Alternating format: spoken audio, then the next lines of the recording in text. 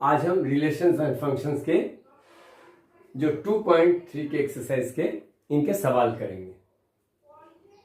अब तक हमने काफ़ी सारे 6-7 वीडियो तो रिलेशंस एंड फंक्शंस पर बना चुके हैं।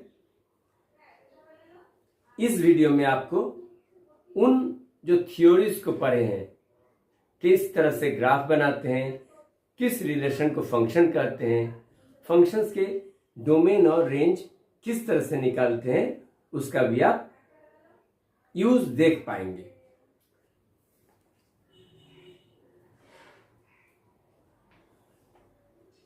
ठीक है, पहला सवाल देख रहे हैं। Which of the following relations are functions? Give reasons. If it is a function, determine its domain and range. तो ये जो फंक्शन, ये जो रिलेशंस दिए हुए हैं, तो इनमें से आपको पहचानना है कि which are functions and which are not a function, only a relation. क्योंकि आपको पता है अभी all relations are not functions. सिर्फ कुछ स्पेशल रिलेशन ही फंक्शन होते हैं और हम फंक्शन के डेफिनेशन को पढ़ चुके हैं। हालांकि एक बार और भी हम रिकैप करेंगे। तो फंक्शन होते क्या है, पहले उसको हम देख लेते हैं। फंक्शन, जब हम दो सेट लेते हैं, मान लीजिए सेट ए है और सेट बी है। कुछ एलिमेंट्स यहां है 1, 3, 5 और कुछ एलिमेंट्स बी में है।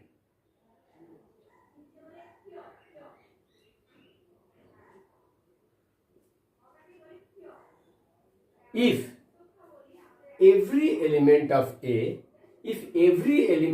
A has one and only one image in set B, it is called a function. क्या मैंने कहा?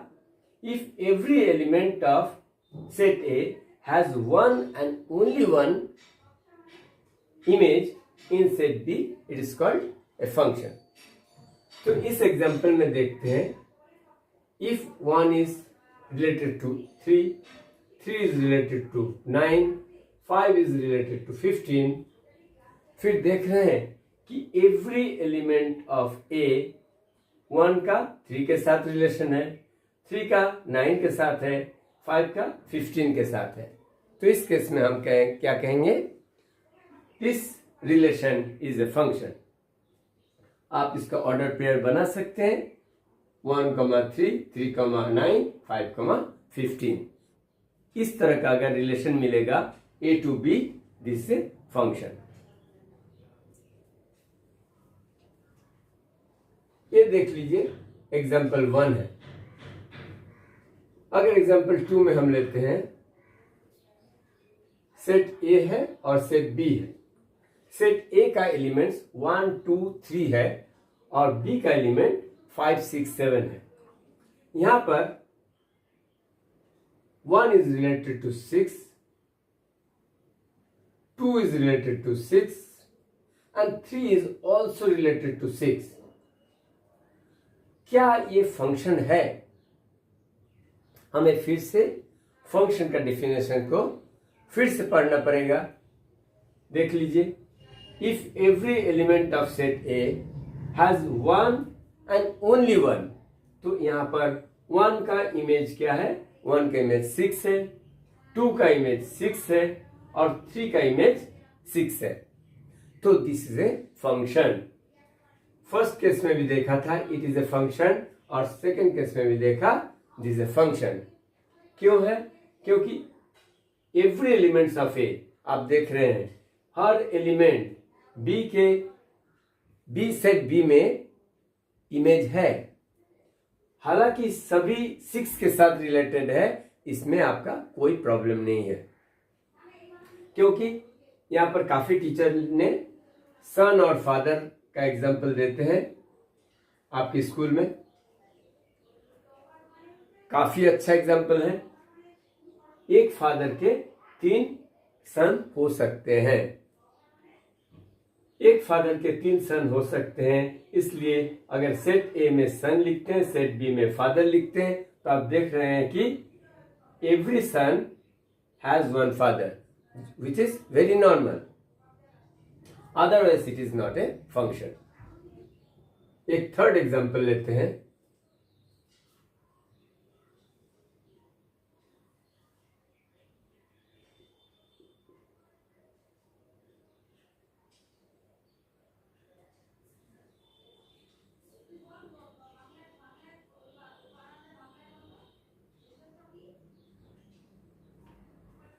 थर्ड एग्जाम्पल में हम लेते हैं ए एंड बी। ए में 1 2 3 है और बी में फिर 5 6 7 है। यहां पर 1 is related to 5 and 1 is related to 6, 2 is related to 7, 3 is related to 7। अब यहां पर देख रहे हैं कि every elements of set A has image in set B, लेकिन क्या ओनली वन इमेज? हमने क्या क्या कहा? 1 एंड ओनली वन इमेज। तो सेट ए का जो इमेज 5 एंड 6 है, इसलिए यहां पर देख रहे हैं every element of set A has 1 and only one. यहां पर देखिए, अगर सन फादर के एग्जाम्पल में जाते हैं तो एक सन के सेट ए में सन का सेट है, तो एक सन के 2 फादर नहीं हो सकते हैं। This is not possible, so this is not a function. Third example में जो है ये फंक्शन नहीं है। ये अगर आप समझ गए हैं तो क्वेश्चन 1 समझने में कोई तकलीफ नहीं होगा। तो हम फर्स्ट क्वेश्चन देखते हैं। ये रिलेशन दिया हुआ है और इसे हमें बताना है कि whether this is a function और नॉट। चलिए, इसके लिए आप 2 सेट बना लो, सेट ए और सेट बी। और हमें मालूम है ऑर्डर्ड पेयर का जो पहला एलिमेंट है ये कहां से आता है? पहला सेट से आता है। दैट मीन्स अगर हम सेट ए बनाते हैं, सेट ए और ये रिलेशन है मान लीजिए सेट बी में, ए से बी, तो ये जो रिलेशन है, ए रिलेशन का first element comes from the first set, यानी कि 2 5 8 11 14 और 17 all will be from set ए। और इस रिलेशन के जो ऑर्डर पेयर के सेकेंड एलिमेंट होते हैं वो सेट बी से आते हैं। तो यहां पर आप देख रहे हैं ऑर्डर पेयर में जो x, y, इसमें y के जगह पर क्या देख रहे हैं? 1 है, ओनली 1 है, यानी कि 1 is the element of second set. तो क्लियरली से देख रहे हैं कि 2 का रिलेशन 1 से है, 5 का रिलेशन 1 से है, 8 का भी रिलेशन 1 से है, और 11 14 और 17 का भी रिलेशन 1 से है। तो यहां पर आपका बात का पुष्टि हो जाता है कि every element of set A has 1 and only 1 image in set B। आप देख रहे हैं 2 5 8 11 14 और 17 का जो A का एलिमेंट्स है उसका B में इमेज तो है और एक ही है। तो ये हमारा of course this is a function, so this is a function, this is a function. अब ये फंक्शन तो हो गया। अब फंक्शन निकालने के लिए क्वेश्चन में कहा है कि इसका डोमेन भी निकालो, इस फंक्शन का डोमेन भी निकालो और रेंज भी निकालो। तो डोमेन क्या है? डोमेन है आप सेट ए का जितने भी एलिमेंट्स है डोमेन है। तो यहाँ पर आप लिख सकते हैं 2, 5, 8, 11, 14 एंड 17 और इसको आप सेट के फॉर्म में लिख दो। तो ये है आपका डोमेन। और रेंज में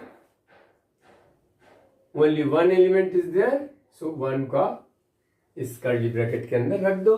ये हो गया रेंज ऑफ द फंक्शन। चलिए सेकंड को भी देखते हैं। सेकंड का भी आप रिलेशन देख रहे हो, इसको भी आप इसी जैसा सेट ए और बी के फॉर्म में आप फिगर बना लो तो आपको समझने में आसानी होगा।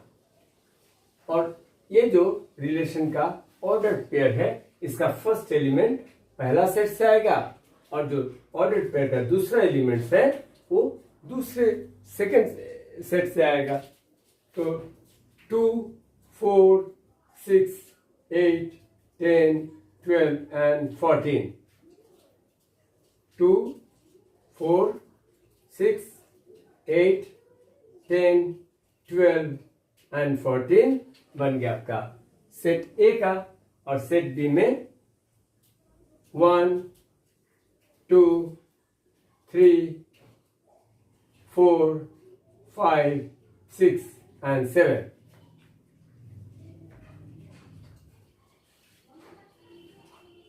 यहां पर भी देख रहे हैं 2 का 1 के साथ ग्रुपिंग है, 4 का 2 के साथ, 6 goes with 3, 8 goes with 4, 10 to 5, 12 to 6 and 14 to 7।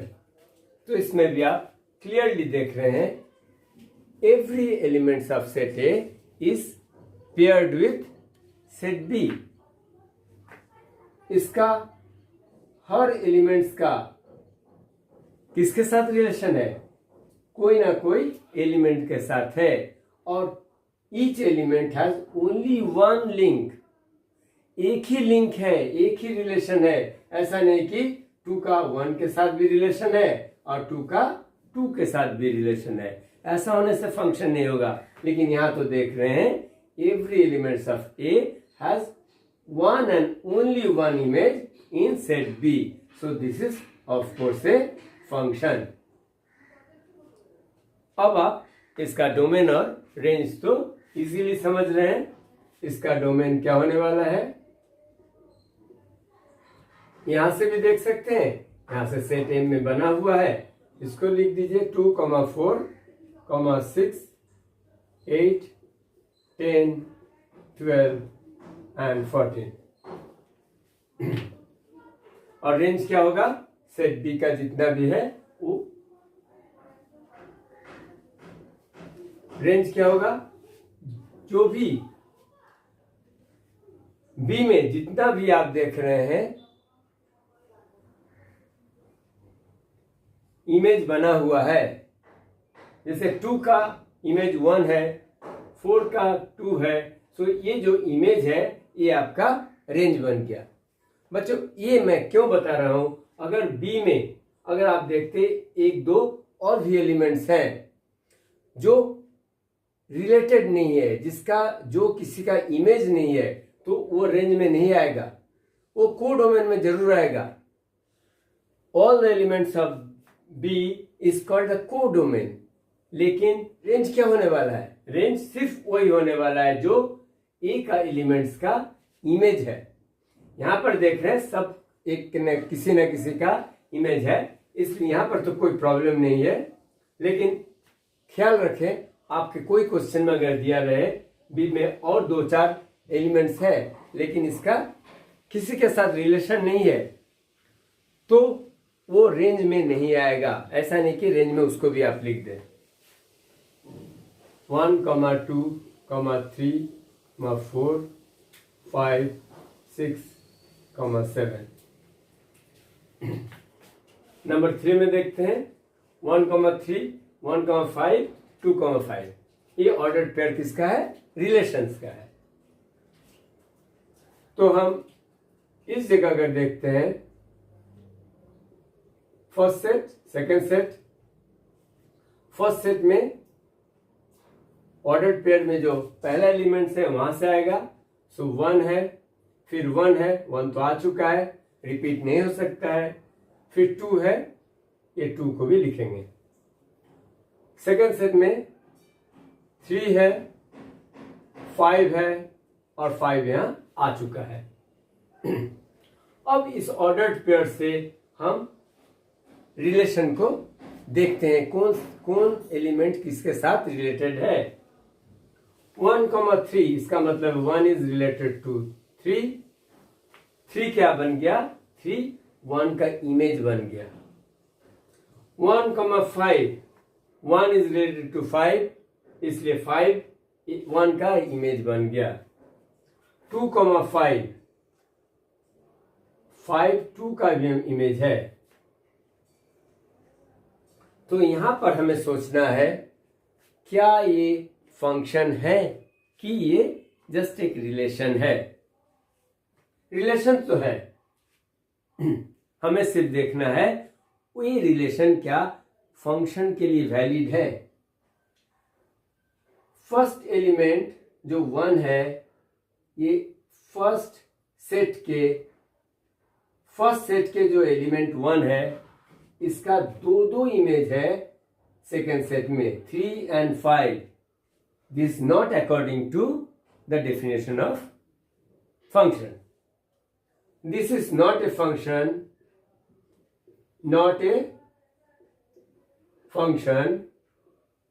because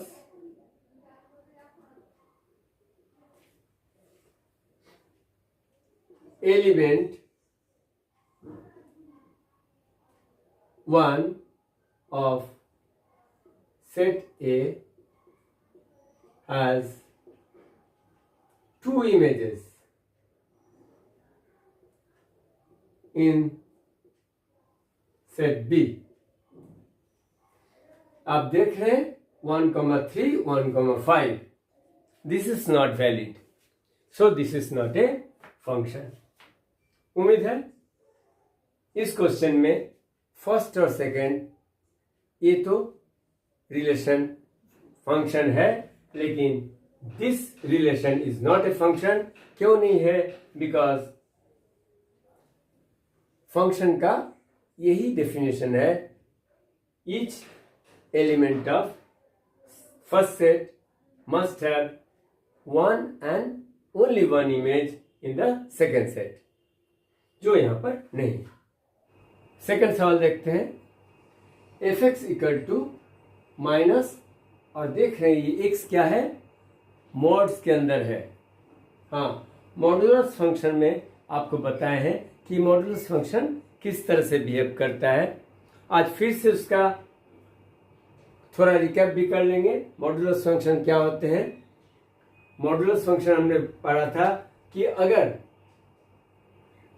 कोई भी नंबर इस तरह का वर्टिकल 2 लाइन के बीच में रहता है, या कोई भी नंबर या पॉजिटिव हो या नेगेटिव हो, कोई भी रियल नंबर अगर ये इस तरह से रहता है तो ये जब मॉड से बाहर आता है तो +2 होता है।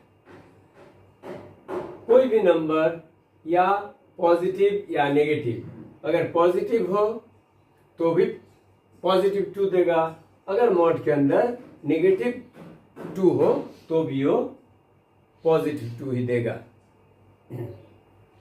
यानी कि मॉड के अंदर कोई भी नंबर रहता है तो वो मॉड से बाहर निकल के सिर्फ उसका मैग्नीट्यूड देता है, प्लस या माइनस नहीं देगा, ये सिर्फ इसका मैग्नीट्यूड देगा।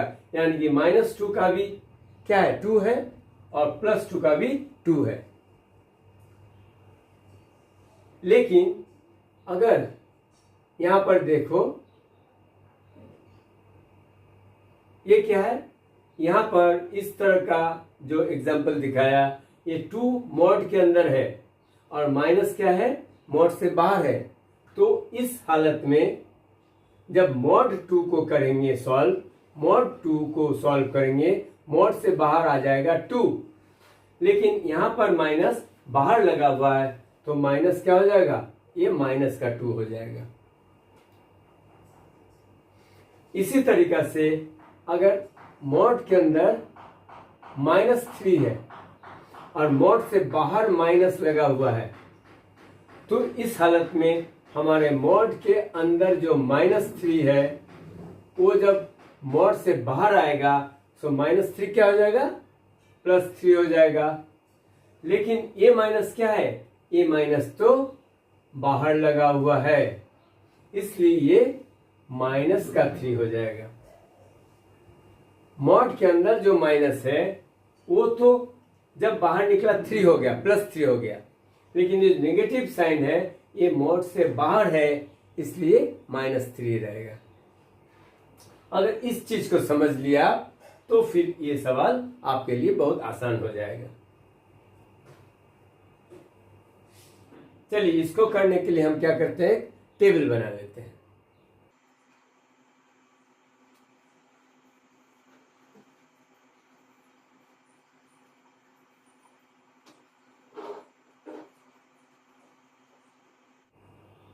x का वैल्यू कुछ ले लिया, कुछ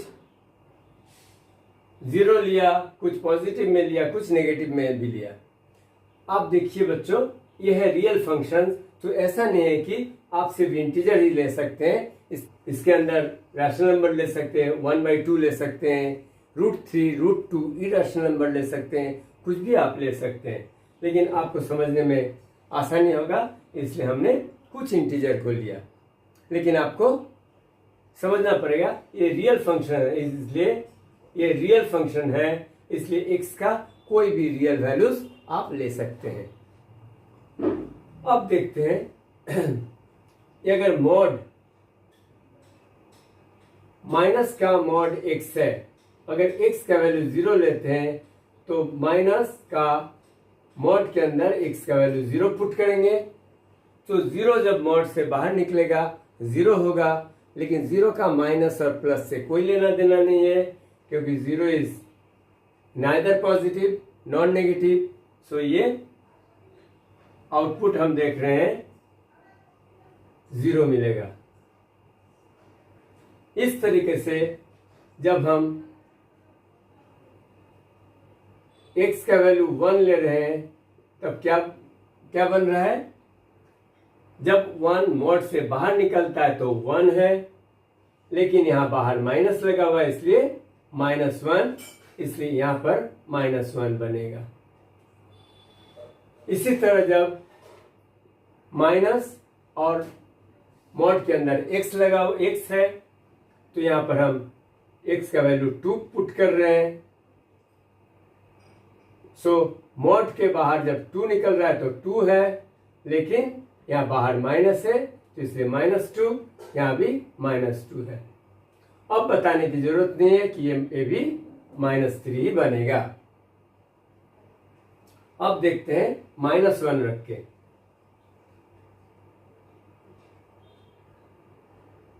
जब हम x का वैल्यू -1 रखते हैं तो -1 रखने से -1 जब मॉड से बाहर निकलता है तो 1 बन जाता है, लेकिन बाहर तो माइनस है इसलिए -1 बनेगा। और फिर जब माइनस और अंदर में x है, x का वैल्यू -2 रखते हैं तो -2 जब मॉड से बाहर निकल रहा है तो +2, लेकिन बाहर तो माइनस है तो -2, तो इसलिए -1, -2, -3, अगर -4 डालेंगे तो यहाँ भी -4 ही बनेगा, ये आप इजीली समझ रहे हैं। अगर -√3 डालेंगे तो यहाँ भी -√3 बनेगा, यहाँ पर अगर √3 डाले तो ये भी -√3 बनेगा, क्योंकि मॉड क्या करेगा, मॉड सिर्फ प्लस या माइनस अगर मॉड के अंदर है तो उसको पॉजिटिव बना देगा, लेकिन ये माइनस तो बाहर में है, इसलिए हमारा आउटपुट जो आ रहा है सब माइनस में आ रहा है। क्यों नेगेटिव आ रहा है आप समझ रहे हैं।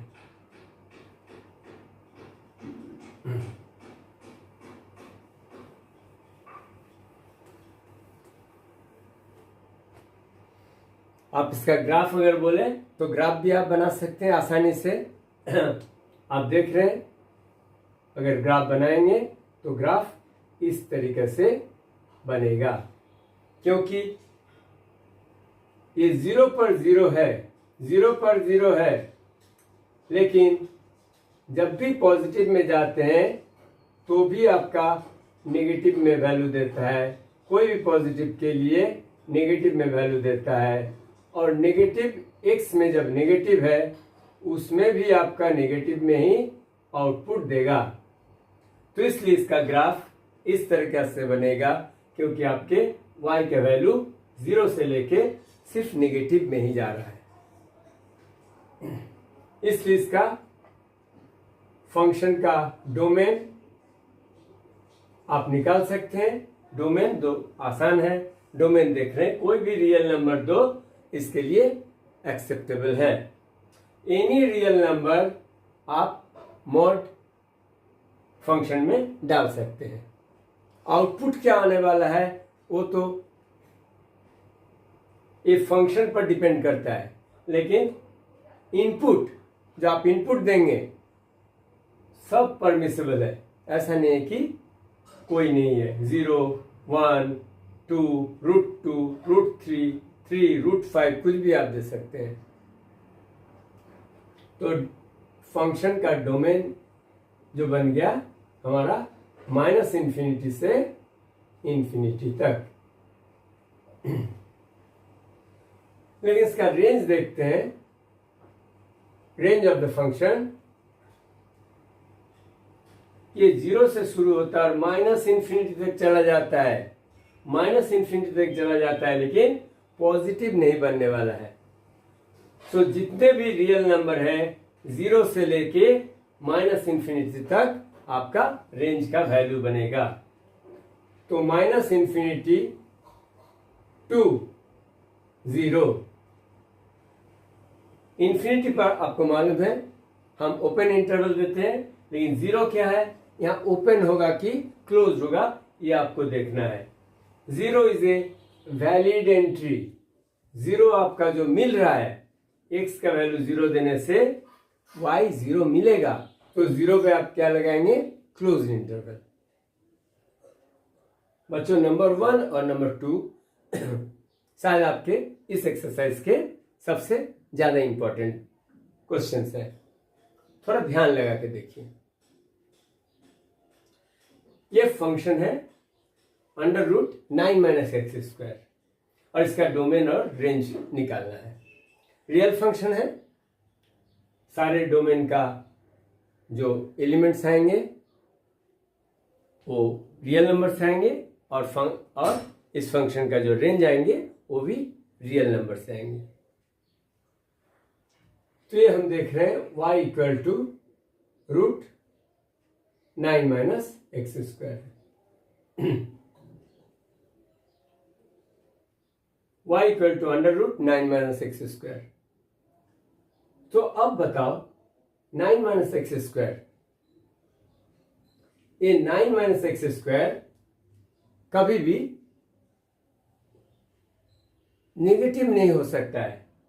अगर ये नेगेटिव होगा फिर y का वैल्यू क्या आएगा, y का वैल्यू रियल नहीं आएगा, क्योंकि अगर 9 - 10 आ जाए फॉर एग्जांपल तो √-1 हो जाएगा, और √-1 कभी रियल नंबर है नहीं, ये तो आपको मालूम है।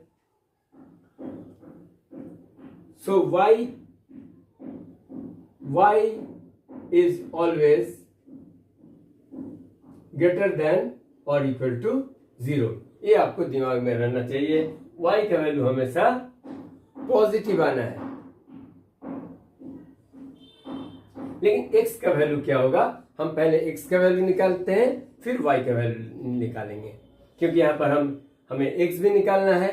x का वैल्यू निकालने से हमें डोमेन निकल जाएगा, और फिर y का वैल्यू निकालने से हमें रेंज निकल जाएगा।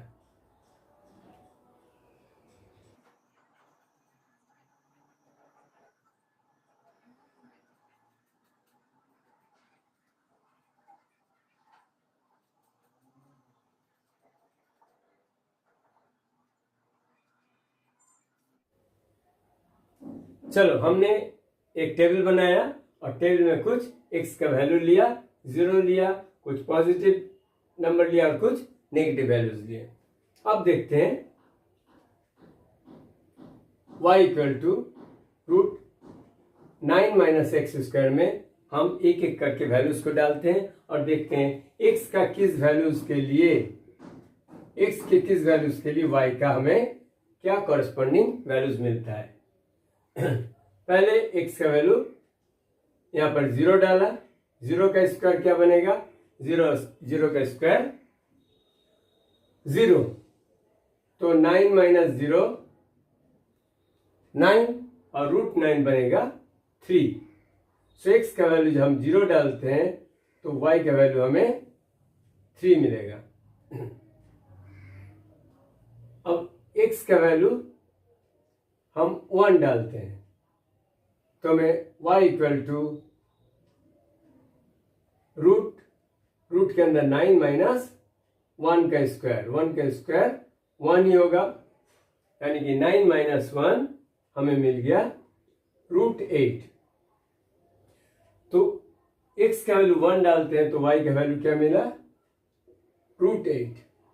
हम इसको पुट करते जाते हैं। x का वैल्यू 0 डाले थे तो ये 3 मिला था, x का वैल्यू 1 डालने से यहाँ रूट 8 मिला। x का वैल्यू 2 डालते हैं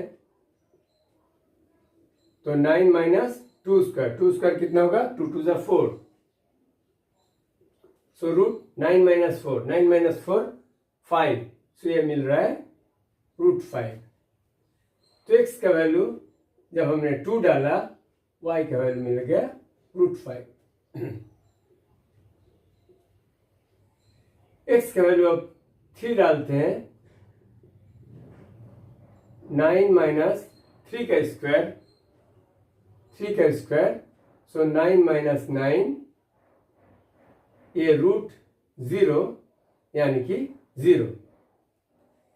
x का वैल्यू हमने 3 डाला और y का वैल्यू हमारा आया 0, 3 डालने से 0 आया। अब 3 से हम थोड़ा बढ़ाते हैं, यानी कि 3.01, 3.002, 3.9 कुछ भी आप रख सकते हैं। तो 3.9 से स्क्वायर करना थोड़ा आपके लिए डिफिकल्ट हो जाएगा, इसलिए हम क्या 4 रख के देखते हैं। x का वैल्यू अगर 4 रखा तो हमारा y का वैल्यू 9 माइनस एक्स स्क्वायर यानी कि 4 का स्क्वायर, सो 9 माइनस 4 का स्क्वायर बनता है 16 और रूट 9 माइनस 16 बन गया रूट -7। सो x का वैल्यू 4 डाला तो हमारा y का वैल्यू रूट -7 बन गया, जो आप समझ रहे हैं this is not a real number, not a real number.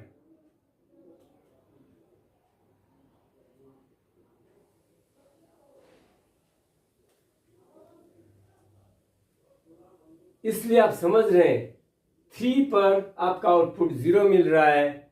3 से ज्यों ही आप थोड़ा सा बढ़ा रहे हैं, आपका जो आउटपुट है वो रियल नंबर नहीं रहेगा, ये आपका कॉम्प्लेक्स नंबर पे आ जाएगा। तो ये आपके लिए 3 से ज़्यादा आपका नहीं हो सकता है, 3 से ज़्यादा नहीं हो सकता। 3 से ज़्यादा बढ़ाया और आउटपुट आपका बन गया इमेजिनरी नंबर या कॉम्प्लेक्स नंबर।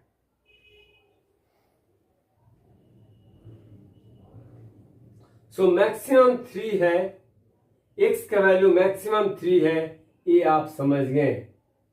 4 नहीं बन सकता है, 4 हमारा बन गया रूट में, दिस इज नॉट पॉसिबल। अब हम माइनस रख के देखते हैं। अगर हम माइनस रखते हैं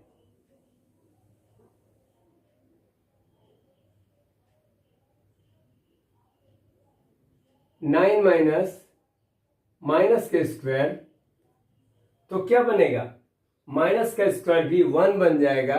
माइनस का स्क्वायर करने से भी 1 आता है और 9 माइनस 1 रूट 8 ही बनेगा। आप करके देख लो, √9 माइनस, मान लो कि -2 का स्क्वायर, हमने -2 रख के देखा, तो √9 माइनस -2 का स्क्वायर 2 टू ज़ा 4, यानी कि नेगेटिव नेगेटिव मल्टीप्लाई होने से पॉजिटिव बनेगा, यानी कि √9 माइनस 4 ये बन गया √5। तो देख रहे हैं 1 डालने से जैसा √8 आया था, -1 डालने से भी √8 आता है, 2 डालने से √5 आया था, -2 डालने से भी √5 आता है। इसी तरह से -3 आप जब डाल रहे हैं तो -3 का भी स्क्वायर +9 हो जाएगा और y का वैल्यू 0 मिलने वाला है। और फिर जैसे ही इसको आपने 9 माइनस -4 का स्क्वायर डाला तो ये क्या होता है, ये आपका कॉम्प्लेक्स नंबर बन जाता है। ये आपका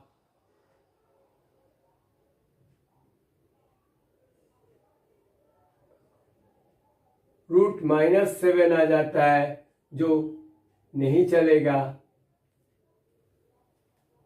-3 से थोड़ा भी अगर स्मॉलर नंबर लेते हैं, -3 से थोड़ा भी स्मॉलर नंबर लेते हैं, स्मॉलर कहने का मतलब है आप अगर रियल नंबर लाइन खींचेंगे, इधर माइनस है, -3, यहाँ 0 है, यहाँ 3 है, 4 है, यहाँ और भी कम कीजिए -∞ के तरफ, -4 है। तो आप देख रहे हैं यहाँ पर x का वैल्यू -3 तो आप ले सकते हैं, -3 इज वैलिड, -3 पर आपका 0 मिल रहा है, लेकिन -3 से आगे नहीं, -3 से लेफ्ट को नहीं मिल रहा है। इसका मतलब क्या है, -3 से छोटा नंबर, नेगेटिव नंबर में जितना भी आप लेफ्ट साइड में नंबर लाइन में जाएंगे वो छोटा बनता जाएगा। इसलिए any number less than -3 is not possible. और यहां पर क्या देख रहे हैं, 3 से ज्यादा, 3 तक तो सब कुछ मिल रहा था, लेकिन 3 से ज्यादा पॉसिबल नहीं है, क्योंकि 3 से ज्यादा यहां पर 1 करके दिखाया, 4 + 4 करके दिखाया, तो आपका कॉम्प्लेक्स नंबर बन गया, this is not a real number. So ये -3 से 3 के बीच में कोई भी रियल नंबर डालो, ये डोमेन के लिए एक्सेप्टेबल है। So domain of the function, अगर इसको हम इंटरवल में दिखाएं तो -3 और 3 से है, और दोनों में क्लोज्ड इंटरवल लगाएंगे, क्योंकि -3 भी मिल रहा है और 3 भी मिल रहा है, और -3 और 3 के बीच में सारे रियल नंबर फंक्शन के डोमेन में आ सकते हैं।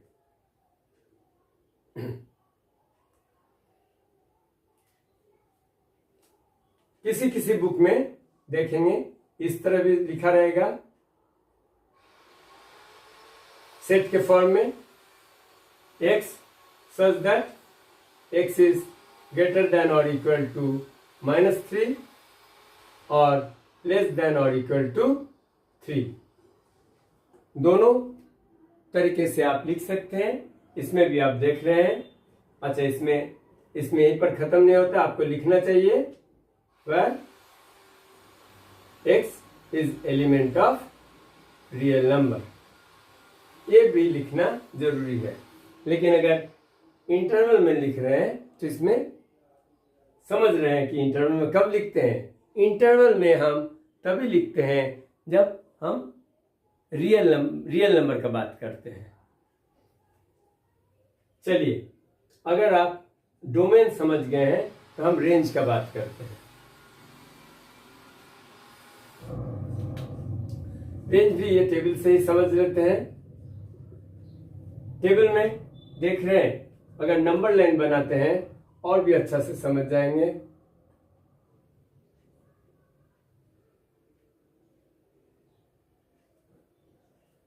0 मिल रहा है, 0 मिल रहा है,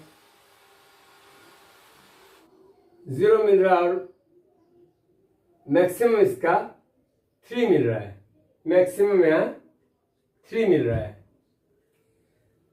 क्योंकि y इज ग्रेटर देन और इक्वल टू 0, यहाँ पर नेगेटिव में आने का कोई सवाल नहीं है। लेकिन 0 और 3 के बीच में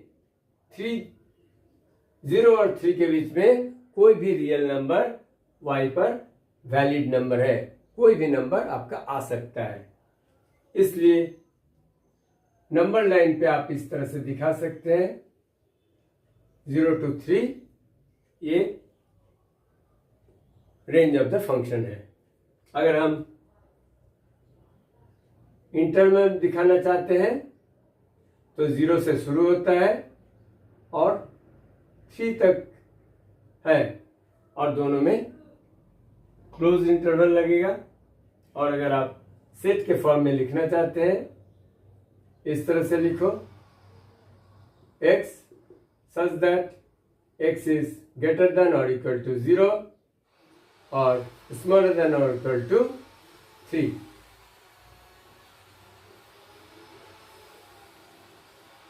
and x is element of real number। ठीक है, इसके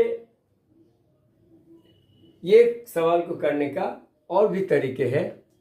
इनइक्वलिटी से हम इसको सॉल्व कर सकते हैं, लेकिन अभी फिलहाल आप टेबल बना के भी कर सकते हैं। This is the easiest method to understand this. बच्चों, नंबर 3 and 4 को हम स्किप कर रहे हैं, क्योंकि बहुत ही वो इजी टाइप का क्वेश्चन है और कोई भी स्टूडेंट उसको कर सकता है। सिर्फ x का वैल्यू दिया हुआ है और वो फंक्शन में आपको x का वैल्यू बैठाना है और आउटपुट यानी कि y का वैल्यू निकल जाएगा। थोड़ा नंबर 5 में 2-3 सवाल है, उसको देख लेते हैं। Find the range of the following functions, और फंक्शन दिया हुआ है function equal to 2 minus 3x, where x is the element of real number and x is greater than 0। आपसे सिर्फ रेंज पूछा गया है, तो आप रेंज निकालने का हम बताए भी हैं। इसको y लिख लो, y equal to 2 minus 3x। हमें क्या करना है, जब भी रेंज निकालना हो आप क्या करो, x equal to क्या आएगा y के टर्म्स में उसको बना लो।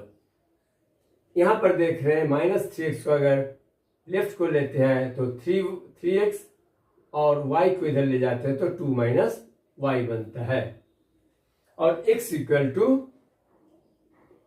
2 minus y by 3, ये बन गया। अब ये जो हमारा x का वैल्यू निकल गया y के टर्म्स में, इसको हमें इस लॉजिक में बैठाना है। x इज ग्रेटर देन 0 दिया हुआ है, x इज ग्रेटर देन 0, तो x का वैल्यू हम लिख सकते हैं 2 minus y divide by 3 is greater than 0। तो दोनों तरफ 3 से मल्टीप्लाई करने से हमारा बन जाएगा 2 minus y is greater than 0। अब देखते हैं, अगर आप माइनस कॉमन लेते हैं तो y minus 2 होगा, it is still greater than 0। Minus से अगर डिवाइड करते हैं दोनों तरफ तो फिर y minus 2 और इनइक्वलिटी का साइन क्या हो जाएगा, चेंज हो जाएगा। ये क्यों चेंज होता है, इनइक्वलिटी का ऐसा रूल क्यों है, हम पिछले वीडियो में बता चुके हैं। जब भी माइनस से आप मल्टीप्लाई करते हैं दोनों तरफ या डिवाइड करते हैं, ये इनइक्वलिटी का साइन चेंज हो जा रहा है। सो y बन गया -2 इधर है, यानी कि +2 दोनों तरफ करेंगे तो -2 कैंसिल हो जाएगा, और ये y इज स्मॉलर देन 2।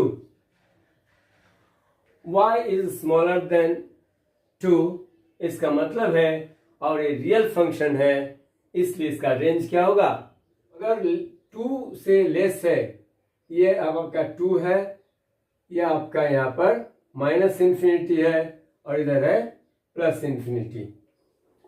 2 से लेस है यानी कि 2 से लेस है यानी कि आपका लेफ्ट साइड को है। लेस मतलब लेफ्ट साइड में, मोर मतलब राइट साइड में, और 2 में क्या इक्वल का साइन है, इक्वल का साइन नहीं है, इसलिए आप समझ रहे हैं यहाँ पर हॉलो सर्कल है। यानी कि हम जब इसको रेंज को जब हम इंटरवल में निकालेंगे तब यहाँ पर हम माइनस इन्फिनिटी तो रहेगा क्योंकि माइनस इन्फिनिटी तक जाएगा, लेकिन कहां तक जाएगा, 2 तक जाएगा, और 2 में भी हम ओपन इंटरवल लगाएंगे। ओपन इंटरवल इसलिए लगाया क्योंकि y का वैल्यू 2 से लेस है। 1.9999 भी चलेगा लेकिन 2 नहीं चलेगा क्योंकि 2 y से ज्यादा है। यहां पर इक्वल का साइन रहता तो फिर आप यहां पर क्लोज्ड इंटरवल लगाते हैं। यहां पर इक्वल का साइन नहीं है इसलिए y इज स्मॉलर देन 2, इसलिए यहां पर ओपन इंटरवल लगेगा। या तो इसको इस तरह भी लिख सकते हैं, y where y is element of real number and y is less than 2। चलिए सेकेंड भी ऐसा ही है, f x equal to x square plus 2 और जहां पर x है रियल नंबर। सो इसका भी रेंज निकालना है तो y equal to x square plus 2। अब एक्स स्क्वायर आप देख रहे हैं, X square equal to Y minus 2 आप लिख सकते हैं।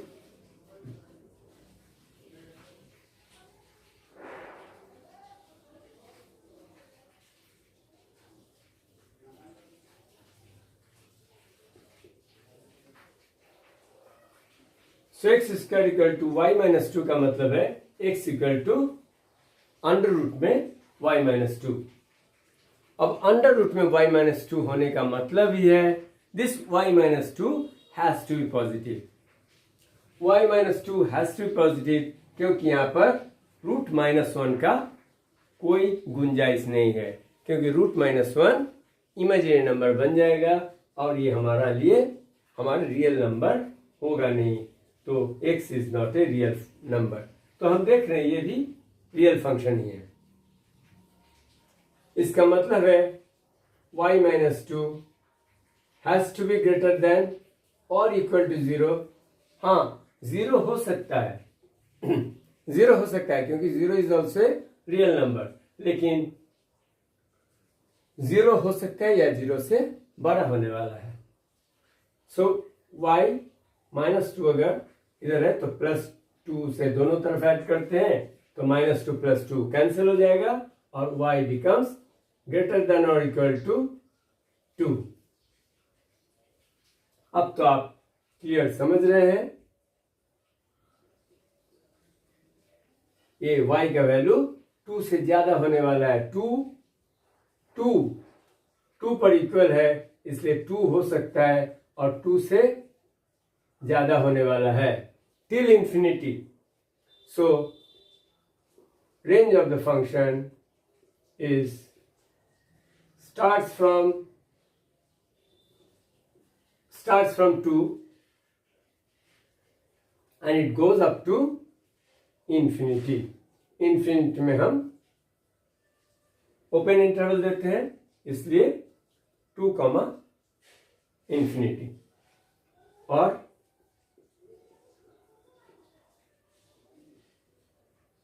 y such that y is greater than or equal to 2, y is a real number। Third question है और बेहद इजी है क्योंकि यहां पर देख रहे हैं f x equal to x and x is a real number. आप इसको इजीली एफ एक्स का मतलब y इक्वल टू एक्स, और y इक्वल टू एक्स होता क्या है भाई, इनपुट जो दोगे आउटपुट तुमको वही मिलने वाला है। तो ये तो बन गया आइडेंटिटी फंक्शन। और आइडेंटिटी फंक्शन आप जानते हैं किस तरह का होता है। आइडेंटिटी फंक्शन इस तरह का ग्राफ खींचे थे हमने। तो यहां पर देख रहे हैं x is a real number. So x क्या है? x हमारा सारा रियल नंबर है। कोई भी रियल नंबर हम डाल सकते हैं। x के लिए कोई भी रियल नंबर डाल सकते हैं इसमें, और जो x का वैल्यू मिलेगा y का भी वही वैल्यू मिलेगा, क्योंकि यहां है ही y इक्वल टू x। तो हम समझ रहे हैं x अगर रियल नंबर के एलिमेंट्स है तो y also will be element of real number. इसका मतलब है range of the function is nothing but -infinity to infinity, और it is a real number, और रेंज इज रियल नंबर। आप ऐसे लिखें इंटरवल में, चाहे तो ऐसे शो करें।